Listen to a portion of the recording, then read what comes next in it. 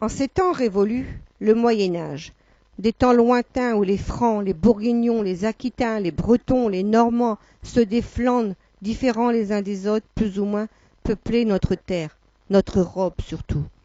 Une période située entre l'an 987 et l'an 1640. Une période troublée.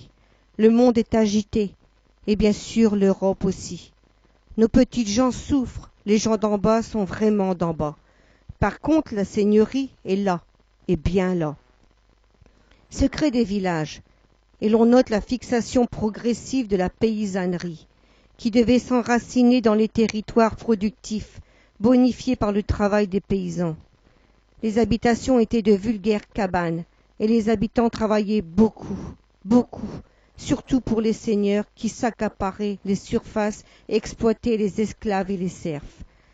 L'Église avait la main mise sur presque tout, et chaque village devait voir apparaître son église. À Allery, comme dans tous les villages, dans beaucoup de hameaux, on devait bâtir des églises, des chapelles, et à plus grande échelle on allait vers les cathédrales. Le monde des villes était alors un peuple de marchands et d'artisans.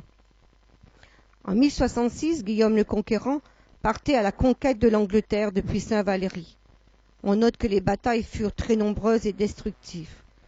Bouvines, Poitiers, Azincourt, Crécy, etc. et la guerre de Cent Ans. Et puis, il y eut aussi Jeanne d'Arc et son histoire, et une fin tragique à Rouen. Mais là n'est pas notre préoccupation. Ce qui nous intéresse ce jour, c'est la légende qui demeure à Allery, depuis cette période. Une légende qui perdure.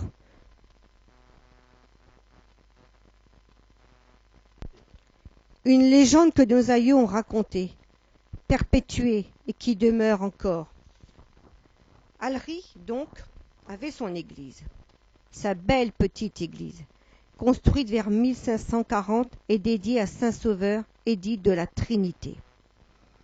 La légende dit que, au village, il y avait une fée, cet être imaginaire que l'on présente comme une femme douée d'un pouvoir magique, femme remarquable par sa grâce, son esprit, sa bonté et son adresse. Une fée donc à Allery, un village qui va vivre en ce temps-là un long moment de peur, de crainte, de voir le clocher de son église penché au point de menacer de tomber. On imagine alors le désarroi des Allérois, et bien sûr de tous ceux, très nombreux à l'époque, qui se rendaient chaque jour à l'église pour prier. Que faire? Tout le monde était perplexe. Où était la solution? Laisser en l'état? Démonter? Entreprendre des travaux gigantesques pour redresser l'édifice? Autant de solutions peu envisageables, de par le coût, le danger et toutes sortes de pièges à prévoir. On en était là des réflexions. Quand la fée du village, Fifine, devait se présenter aux seigneurs locaux et proposer une solution, sa solution. Elle proposait alors de redresser le clocher sévèrement penché et de le remettre à son aplomb d'origine. Personne n'y croyait. Mais Fifine, par un jour d'orage, devait accrocher un fil de laine au sommet du clocher. Et tout doucement, elle devait remettre l'édifice en parfait aplomb. À la grande surprise des Allérois, dont très peu croyaient au miracle, qui devait pourtant se produire. Une légende qui perdure au village et que se transmettent les générations.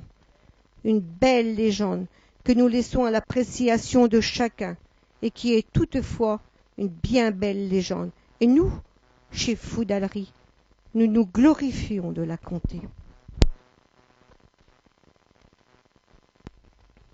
Ceux qui sont sceptiques quant à cette légende, voyons ce que nous avons pu apercevoir au dernier orage.